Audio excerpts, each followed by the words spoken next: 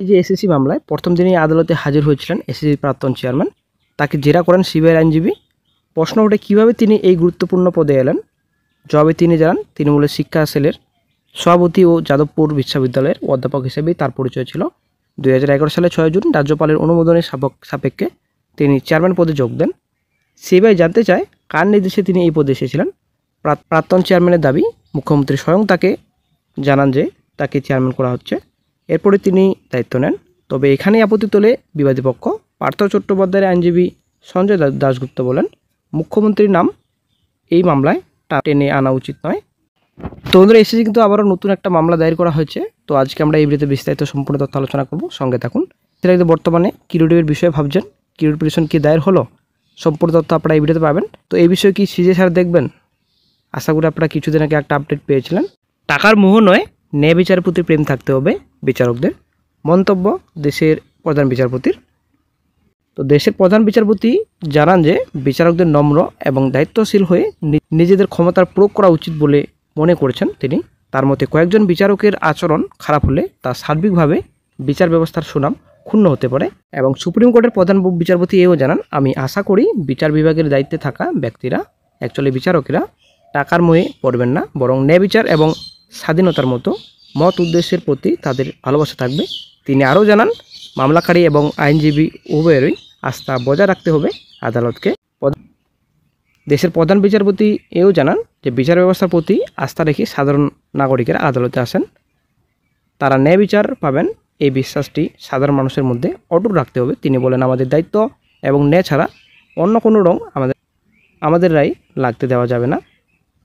তো বন্ধুরা, এসএসসি 26,000 যে প্যানেল রয়েছে, গত 3 তারিখে রায় হয়েছিল, সেই রায় কি সঠিক রায়? আপনাদের মতামত অবশ্যই কমেন্ট বক্সে জানাবেন। যদিও মতামত জানিয়ে কোনো কিছুই হবে না, কারণ রায় অলরেডি হয়ে গেছে এবং অনেক ভাবনা চিন্তা করেই কিন্তু রায় ঘোষণা করা হয়েছে। আশা করি আপনারা জানেন এই বিষয়ে কিন্তু জাস্টিস সঞ্জয় কুমার স্যার অনেক কিছু কথা বলেছেন। অনেক ভাবনা চিন্তা করেই কিন্তু রায় ঘোষণা করা হয়েছে এবং এই বিষয়ে বর্তমানে এখন চাকরিহারারা কিউরিটি পিটিশনের দিকে যাচ্ছেন। তো একটা গুরুত্বপূর্ণ আপডেট রয়েছে, অবশ্যই ভিডিওটি সম্পূর্ণ দেখুন। তো এই যে বর্তমানে এখন প্রধান বিচারপতি স্যার অবশ্যই কিউরিটি পিটিশনে থাকবেন এবং এর আগে প্রতিটা রায় দিয়েছিলেন, তো অবশ্যই কিন্তু থাকবেন, সঙ্গে সিজে স্যার থাকবেন। তো বর্তমানে প্রধান বিচারপতি যেটা জানাচ্ছেন যে সাধারণ নাগরিকেরা আদালতে কেন আসে, অবশ্যই ন্যায় বিচারের জন্য। কিসের জন্য কোর্টের দ্বারস্থ হন? ন্যায় বিচারের জন্য। এই যে এসএসসি 26 চাকরি বাতিল মামলা, এই যে রায় ঘোষণা হয়েছে, সে রায় কি সঠিক এবং ন্যায় বিচার কি পেয়েছে এসএসসি 26 চাকরি বাতিল মামলার? তো আসলে একটা প্রশ্নবোধক চিহ্ন। তো যদিও বন্ধুরা রিভিউ পিটিশন 170+ কিন্তু খারিজ করা হয়েছে, এরপর কিন্তু নেক্সটে কিউরিটির দিকে যাচ্ছেন চাকরিহারারা। পিটিশনে কি চাকরিহারাদের চাকরি বাঁচবে? সবার চাকরি কি বহাল থাকবে, বিশেষ করে যোগ্যদের? এটাই হচ্ছে ব্যাপার। যদিও সম্পূর্ণ এখন কোর্টের উপর ডিপেন্ড করবে, কোর্ট ডিসিশন নেবে কি হতে পারে ফিউচারে, বিশেষ করে কিউরিটি পিটিশনে। রিভিউ পিটিশনে অনেকটাই আশা ছিল, কিন্তু কিউরিটি পিটিশনে অনেকটাই আশা কম, এটা কিন্তু সবাইকে মানতে হবে। রিভিউ পিটিশন যত পার্সেন্ট সম্ভাবনা ছিল, তার থেকে কম পার্সেন্ট কিন্তু কিউরিটি পিটিশন সম্ভাবনা রয়েছে নেগেটিভ রেজাল্ট আসার। তো দেখা যাক কী গুরুত্বপূর্ণ আপডেট ফিউচারে পাওয়া যায়। তো এই যে বন্ধুরা আপনারা অনেক শিখতে আছেন, ডাই নাম্বার এখানে দেওয়া রয়েছে, সৌম্য বিশ্বাস versus the state of West Bengal. তো ডাই নাম্বার এখানে দেওয়া রয়েছে। তো এমএটি ফাইল করা হয়েছে 8/8/25 তারিখে, আপনারা অনেক শিখতে পাচ্ছেন। তো case under defect list valid for 90 days। তো ডিফেক্ট লিস্ট আপনারা দেখতে পাচ্ছেন। তো কেস নাম্বার, যেহেতু এটা এমএ, আপনারা দেখতে পাচ্ছেন এমএ করা হয়েছে, সিআর নাম্বার রয়েছে। তো প্রেজেন্ট লাস্ট লিস্টেড, তো 26/9/25 আছে কিন্তু মামলাটি শুনানি রয়েছে সুপ্রিম কোর্টে, honourable mister justice Sanjay Kumar sir এবং অনারেবল মিস্টার জাস্টিস অলোক আরাদের বেঞ্চে। তো সেল নাম্বার 57-এ। তো আপনারা অনেক শিখতে পাচ্ছেন, সম্পূর্ণ ডিটেলস এখানে রয়েছে, ক্লাস স্টেজ। তো cases under defect list valid for 90 days। তো ডিফেক্ট স্টেজ রয়েছে 90 days জন্য, আপনারা দেখতে পাচ্ছেন। তো fresh for admission civil cases. তো চলে আসছে নেক্সটে petitioner Soumya Biswas, respondent the state of West Bengal, petitioner advocate Amit Sharma. তো চলে আসছি এখানে আর কোর্ট ডিটেলসে। তো এখানে সেল নাম্বার রয়েছে court supreme court, agency state Delhi. তো এখানে কেস নাম্বার রয়েছে, তারপর এখানে অর্ডার ডেট রয়েছে 8/4/25 তারিখে অর্ডার দেওয়া হয়েছিল।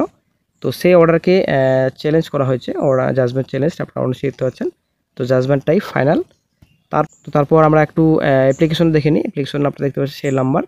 তো এখানে আইএ নাম্বার রয়েছে, তো পার্টিকুলার রয়েছে অ্যাপ্রোপ্রিয়েট অর্ডার্স ডিরেকশনস, তো অমিত শর্মা ফিল্ড বাই। তো তারপর রয়েছে 9/8/25 তারপর এখানে 9/8/25 রয়েছে।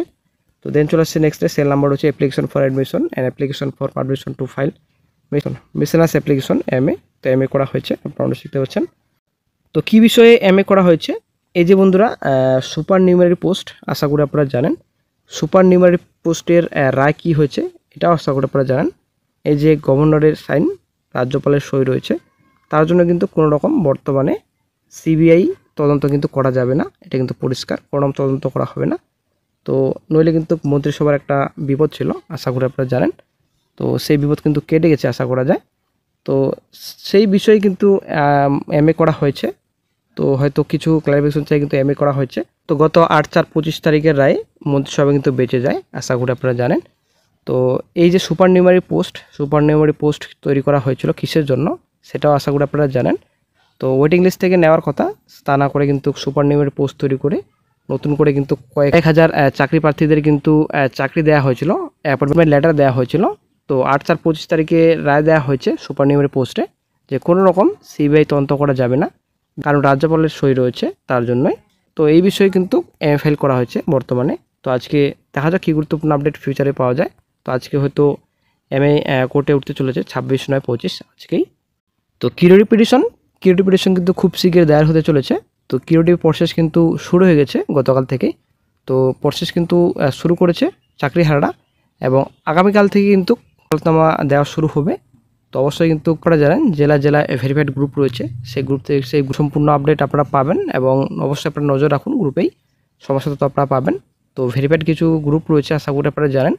যেহেতু কিউরিটি প্রসেস খুবই কিন্তু গুরুত্বপূর্ণ, কারণ এটাই কিন্তু শেষ আশা চাকরিহারাদের, কিউরিটি পিটিশনের জন্য একটা ভালো ফল আসে, তার জন্য কিন্তু তাকিয়ে আছে SSC 26,000 প্লেয়াররা তাকিয়ে রয়েছে। অবশ্যই বন্ধুরা দেখার বিষয় কিউরিটি পিটিশনে সবার চাকরি বহাল থাকে কিনা, কারণ শেষ আশা, শেষ লড়াই কিন্তু একটাই curative petition. SSC second SLST examination আশা করি আপনারা জানেন। তো 1 লক্ষ শূন্যপদের দাবি করছেন চাকরি প্রার্থীরা, যারা ফ্রেশার্স ক্যান্ডিডেটস রয়েছেন। 1 লক্ষ শূন্যপদ যেন করা হয়। এই যে বর্তমানে নোটিফিকেশন দেওয়া হয়েছে, সেই নোটিফিকেশনের শূন্যপদ কোনো কিছুই হবে না আশা করা যায়, কারণ এই যে এক্সপিরিয়েন্সের ভিত্তিতে নম্বর ইন্টারভিউ আগে দেওয়া হচ্ছে। তো এটা কিন্তু ফ্রেশার্সদের অনেক কিছুই প্রভাব পড়বে। তো এই হচ্ছে ব্যাপার। তো তার জন্য কিন্তু 1 লাখ জন শূন্যপদ করা হয়, এটাই কিন্তু দাবি ছিল। গতকালকে কিন্তু বিকাশ ভবন অভিযান করা হয়েছিল। তো সেখান থেকে কিন্তু পরিষ্কার বলা হয়েছে SSCর তরফ থেকে যে এই বিষয়ে কোনো কিছু করা যাবে না। গেজেটে যেটা রুলস রয়েছে, নিয়ম রয়েছে, নোটিফিকেশন যেটা রুলস রয়েছে সেই নিয়মেই হবে, তার বাইরে কোনো কিছুই হবে না। অনেক কিছু কিন্তু কথা বলা হয়েছে SSCর তরফ থেকে, যদিও সকালে ভিডিওতে আপডেট দেওয়া হয়েছে, অবশ্যই আপনারা সকালে ভিডিওটি আবার দেখে নেবেন।